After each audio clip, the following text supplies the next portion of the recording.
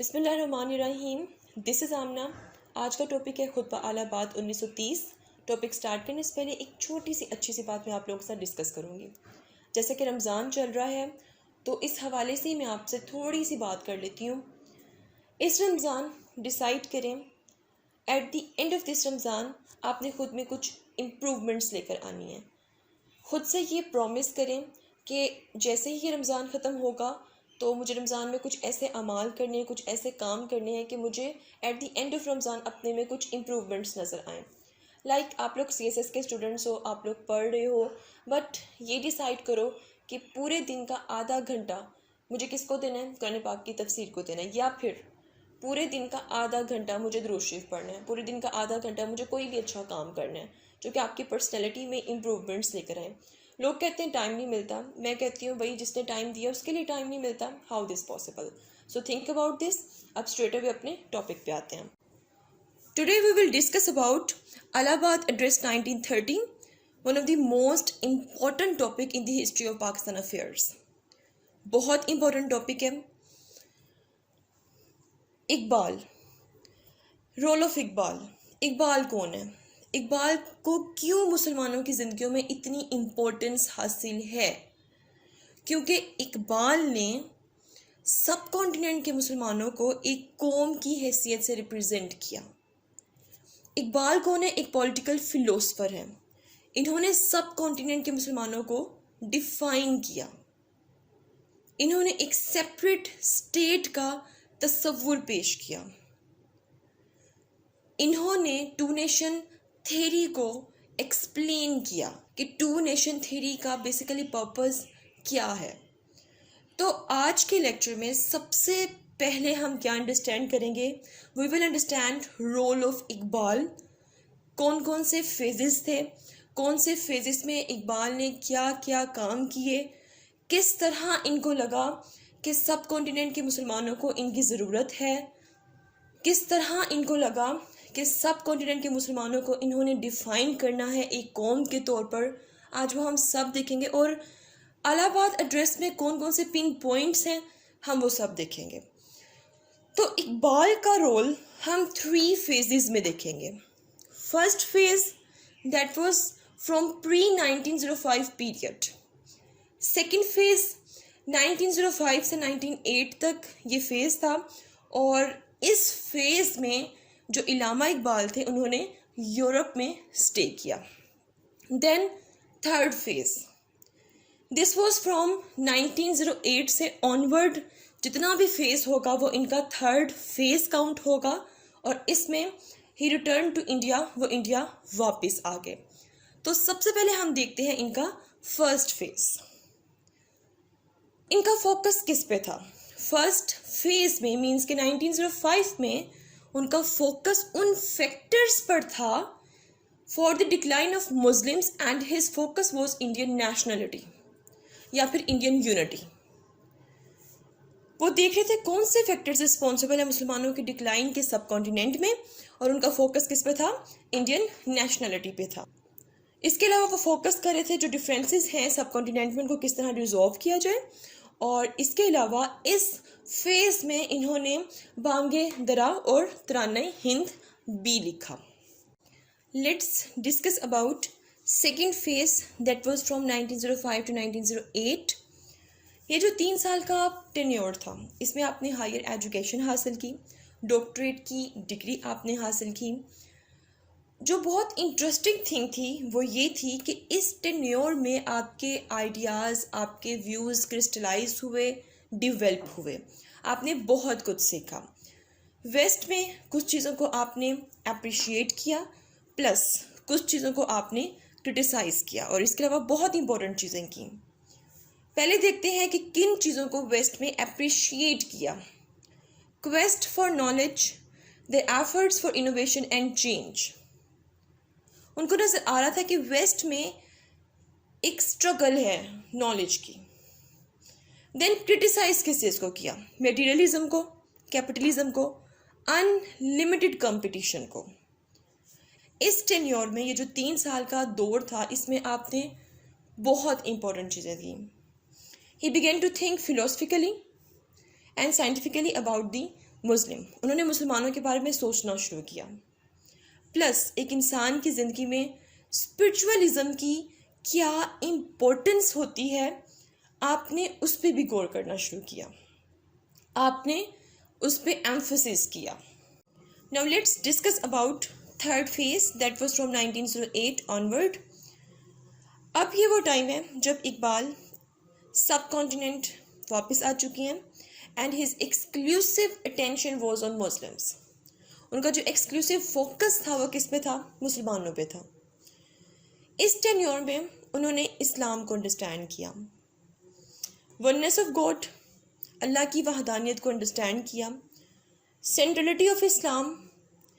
उन्होंने इतने खूबसूरत वे में इस्लाम को पढ़ा कि उनके अंदर इतना स्ट्रॉन्ग किस्म का एक बिलीव था कि इस्लाम में इतने खूबसूरत खूबसूरत प्रिंसिपल्स हैं, आइडियाज़ हैं कि हम किसी भी किस्म की प्रॉब्लम्स को सॉर्ट आउट कर सकते हैं। और एक वक्त वो भी आएगा इस्लाम के रास्ते पे चलकर जब मुसलमान दोबारा सब कॉन्टिनेंट में एक फोर्स की तरह नज़र आएंगे, एक कुव्वत बन जाएंगे, एक कौम बन जाएंगे। तो उन्होंने इस तरह से इस्लाम को अंडरस्टैंड किया। Holy prophet as an ideal leader, उन्होंने हज़रत मोहम्मद सल्लल्लाहु अलैहि वसल्लम की ज़िंदगी को अंडरस्टैंड किया और उन्होंने अंडरस्टैंड किया कि नबी पाक सल्लल्लाहु अलैहि वसल्लम की जो ज़िंदगी है वो एक आइडियल लीडर थे। हमारे लिए वो ज़िंदगी फॉलो करना बहुत ज़रूरी है और उनको ऐसा लगा कि हर लीडर उसको नबी पाक सल्लल्लाहु अलैहि वसल्लम की ज़िंदगी को फॉलो करना चाहिए। डेल्ट विद पॉलिटिकल और कॉन्स्टिट्यूशनल इश्यूज ऑफ इंडिया, इसके अलावा उन्होंने इंडिया में बहुत से पॉलिटिकल, बहुत से कॉन्स्टिट्यूशनल इश्यूज को डील किया और 1922 में उनको सर का खिताब दिया गया। क्यों खिताब दिया गया? क्योंकि उन्होंने बहुत सा इंटेलेक्चुअल वर्क किया था। 1927 में Iqbal was elected to Punjab legislative council. 1927 में पंजाब लेजिस्लेटिव काउंसिल में आपको इलेक्ट कर लिया गया। 1927 से 1930 तक आपने पंजाब लेजिस्लेटिव काउंसिल में सर्व किया। सो ये था उनका थर्ड फेज, ये था रोल ऑफ इकबाल, जो कि मैंने 3 फेजेस में डिवाइड कर दिया था। अब आते हैं इलाहाबाद एड्रेस की तरफ। इनमें कौन कौन से मेन पॉइंट्स थे, क्या बात की गई कि इलाहाबाद एड्रेस इतना फेमस हो गया। बिफोर इलाहाबाद एड्रेस 1930 डिलीवर करने से पहले इलामा Iqbal also delivered landmark lectures on Islam in 1928 and 1929 in Aligarh, Hyderabad and Madras. ये लेक्चर बहुत इम्पोर्टेंट थे। इन्होंने एक कम्प्रीहेंसिव व्यू दिया इस्लाम का। आज भी ये लेक्चर अवेलेबल है डिफरेंट लाइब्रेरीज़ में, आप इसको पढ़ सकते हैं।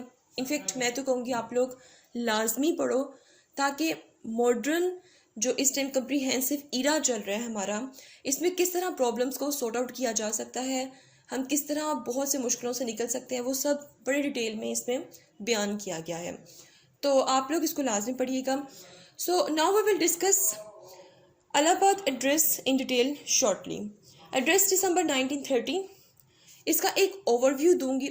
हम इस एड्रेस को 2 पार्ट्स में डिवाइड कर देंगे, देन इसमें क्या क्या बात की गई वो हम सारा इन डिटेल देखेंगे।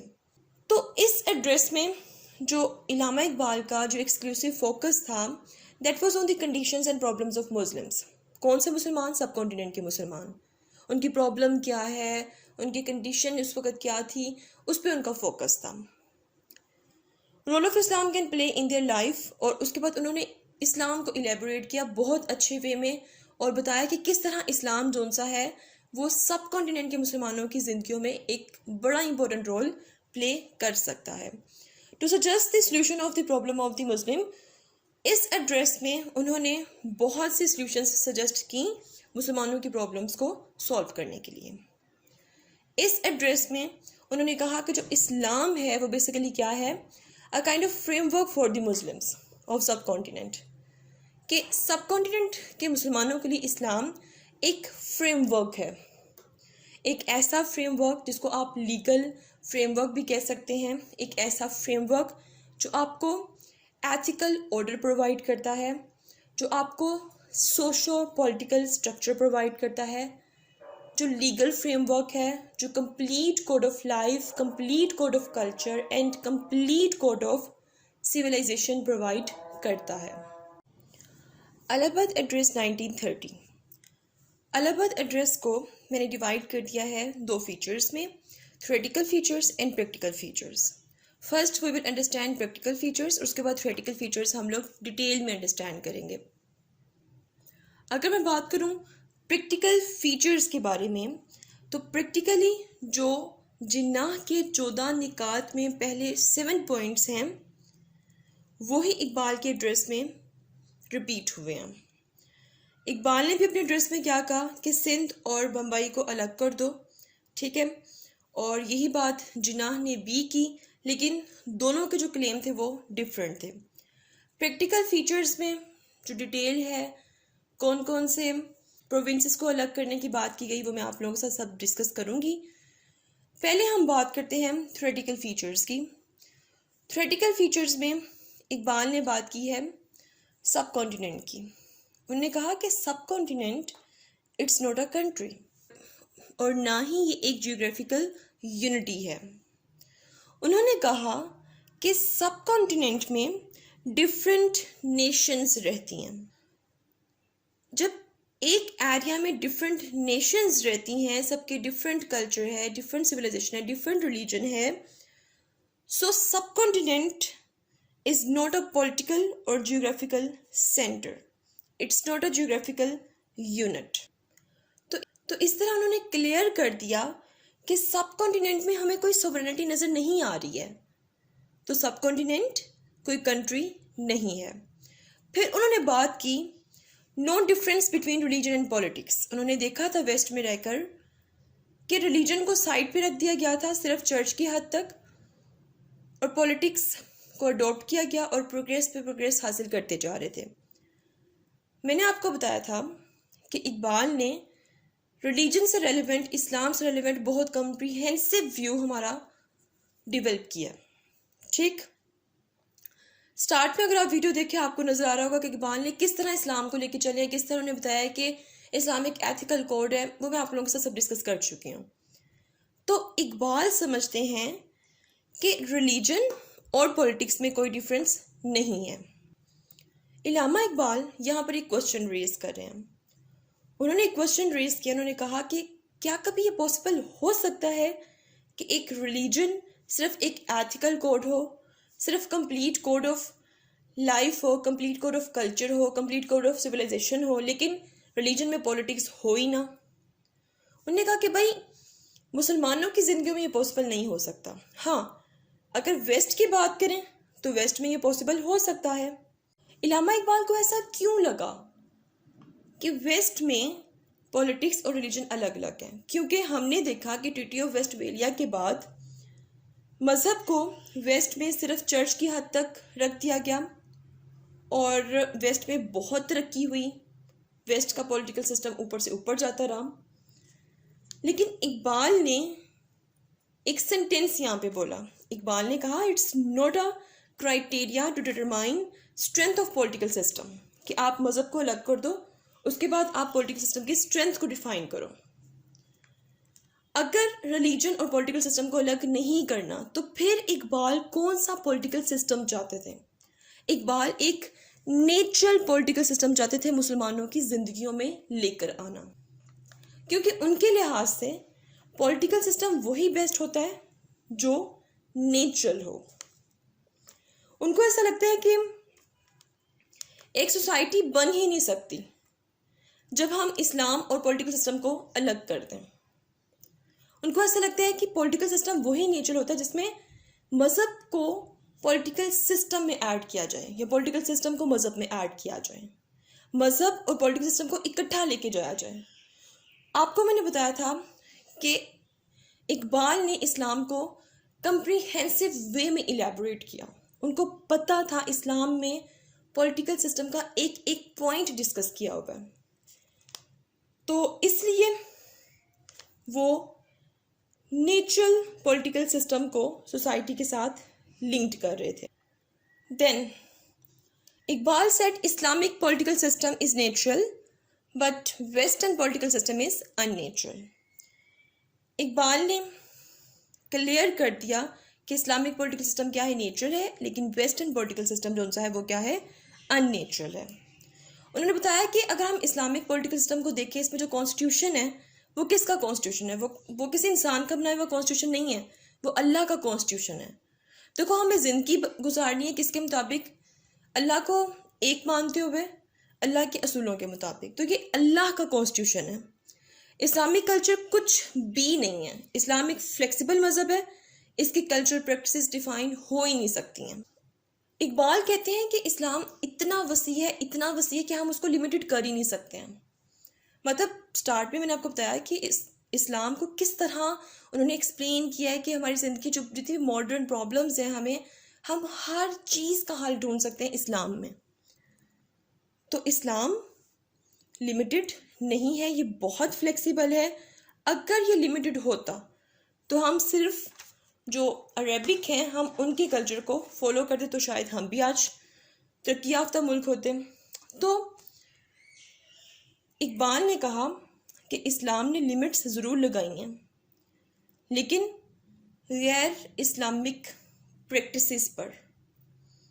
इसके अलावा जो हमारा इस्लाम है वो लिमिटेड नहीं है। So anything contradictory to Islam you can't practice that. तो अगर इस्लामी माशरा है तो कल्चर में गैर इस्लामिक प्रैक्टिसेस नहीं होंगी। क्यों नहीं होंगी? क्योंकि अगर हम गैर इस्लामिक प्रैक्टिसेस लेके आएंगे तो हमारा जो पॉलिटिकल सिस्टम होगा वो अननेचुरल हो जाएगा, तो हमारे मुल्क में क्राइम इंक्रीज हो जाएगा। तो डेफिनेटली हमारी सोच चेंज होगी, हमारी इकोनॉमी पे असर पड़ेगा। जैसी हमारी सोच होती है वैसी हमारी इकोनॉमी होती है। सो इकबाल के पॉइंट ऑफ व्यू के अकॉर्डिंग मज़हब और सियासत कनेक्ट होंगे तो बाकी जितने भी स्फीयर्स हैं लाइफ के वो सब ऑटोमेटिकली कनेक्ट हो जाएंगे। क्लियर?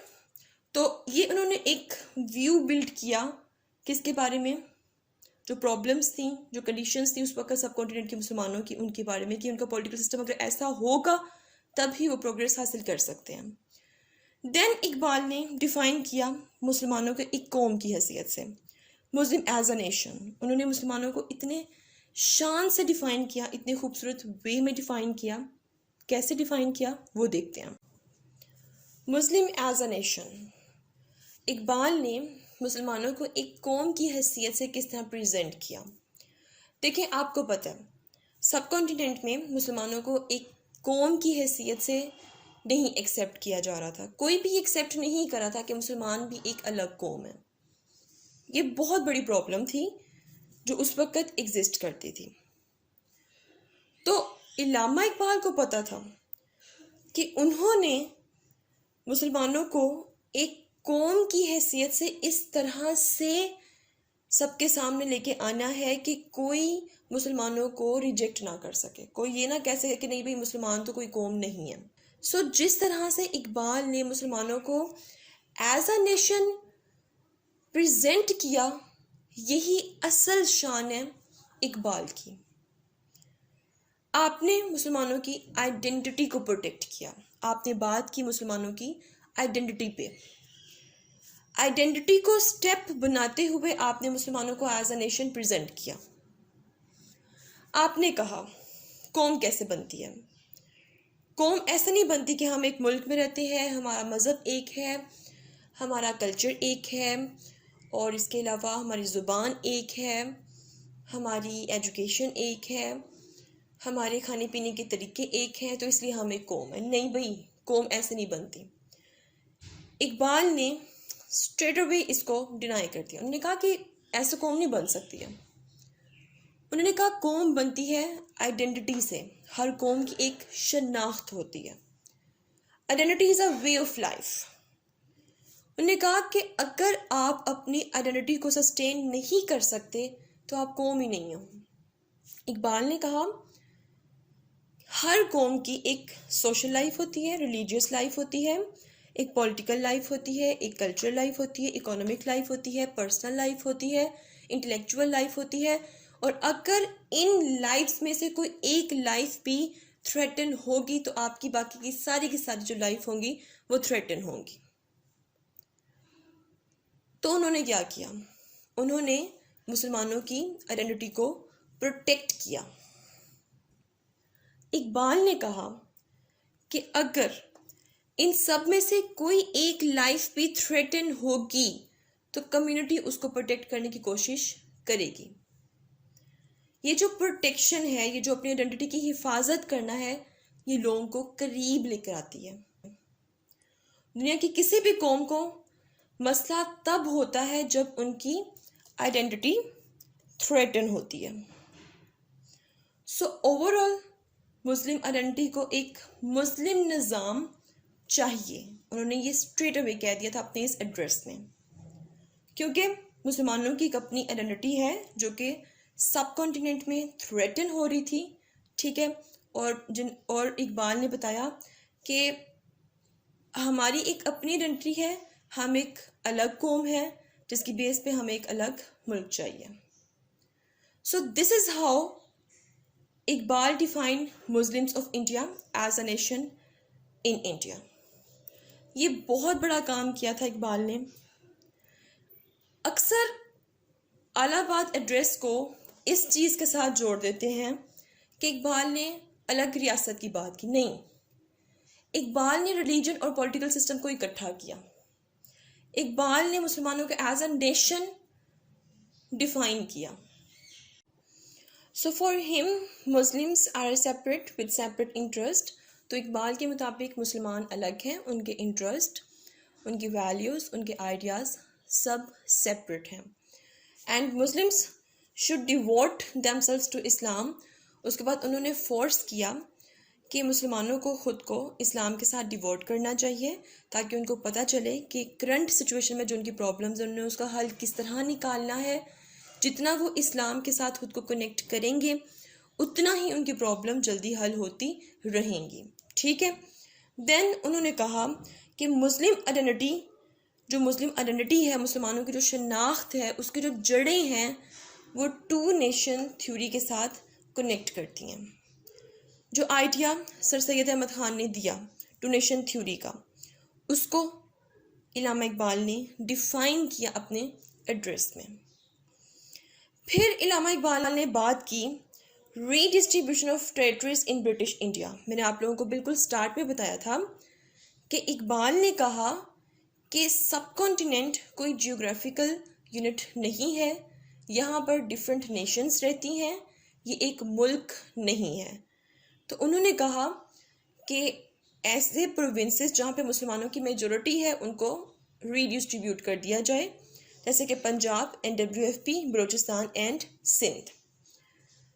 क्यों उन्होंने ये बात की? क्योंकि उनको लगा territory would provide an opportunity for greater contact with the spirit of इस्लाम, कि अगर ऐसे प्रोविंसेस जहाँ पे मुसलमानों की मेजॉरिटी है वो मुसलमानों को मिल जाएं तो मुसलमान बेहतर तरीके से इस्लाम के साथ कनेक्ट हो सकते हैं, इस्लाम की जो ट्रू स्पिरिट है उसको अंडरस्टैंड कर सकते हैं और इस्लाम के रास्ते पे चल सकते हैं। ओके जी, अब खुतबा अलाहाबाद 1930, इसका जो मेन बेसिक जो आइडिया था, जो बेसिक बातें थी, उनको मैंने 3 स्टेप्स में यहाँ पे 3 सेंटेंसेस में समड अप कर दिया है। फर्स्ट क्या बात की गई? Muslim salvation lies in identification with the spirit of Islam. Iqbal ने बात की कि इस्लाम की मुसलमानों की ज़िंदगी में एक सेंट्रल, एक वाइटल रोल है, ठीक है। उसके बाद उन्होंने कहा कि मुसलमान खुद को डिवोट करें इस्लाम की तरफ। उसके बाद उन्होंने इस्लाम और पॉलिटिकल सिस्टम को इकट्ठा कर दिया। उन्होंने कहा कि भाई मुसलमानों का जो पॉलिटिकल सिस्टम है उस वक्त ही नेचुरल हो सकता है जब इस्लाम और पॉलिटिकल सिस्टम उनका इकट्ठा रहेगा। इस्लाम पॉलिटिकल सिस्टम को कनेक्ट कर दिया, ठीक है, और इसके बगैर वो कहते हैं कि पॉलिटिकल सिस्टम चल ही नहीं सकता, इसके बगैर एक मुल्क चल ही नहीं सकता, ठीक। Second, Muslims can't be absorbed into the majority community identity. दूसरे ने बात की आइडेंटिटी की। उन्होंने कहा कि मुसलमान एक कौम है, ठीक है, उनकी अपनी एक आइडेंटिटी है और उनकी अपनी सिविलाइजेशन है, उनका अपना कल्चर है, उनका अपना रिलीजन है, एक्सेट्रा एक्सेट्रा एक्सेट्रा। ये सब मैं आप लोगों से पहले एक्सप्लेन कर चुकी हूँ। देन उन्होंने कहा कि ऐसा पॉसिबल नहीं हो सकता कि मुसलमान अपनी एक आइडेंटिटी होने के बावजूद किसी मेजॉरिटी कम्युनिटी में एब्जॉर्ब हो जाए। उनके अपने इंटरेस्ट है, उनके अपने वैल्यूज़ हैं, उनकी अपनी आइडियाज़ हैं। ठीक। Third, redistribution of territories and the amalgamation of Punjab, Sindh, Baluchistan and frontier province as a kind of solution of for the Muslim living in north western parts of India. Then उन्होंने किसकी बात की है कि जिन प्रोविंसेस में मुसलमानों की मेजॉरिटी है वो मुसलमानों को दे दिए जाए ताकि मुसलमान वहाँ पर अपनी इंटरेस्ट के मुताबिक, अपने रिलीजन के मुताबिक ज़िंदगी गुजार सकें। तो यहाँ पे हमें क्या नज़र आ रहा है, उन्होंने किसकी बात की है, टू नेशन थ्योरी की बात की है। यहाँ पर उन्होंने किसकी बात की है, उन्होंने एक सेपरेट होमलैंड की बात की है। तो this is all about Allahabad Address 1930. Hope you understand. If you have any question, do write your question in comment section below and hit the like and subscribe button if you haven't yet. मिलते हैं next hot issue के साथ। Until then, मुझे अपनी दुआओं में याद रखिए। Stay tuned and अल्लाह हाफिज़।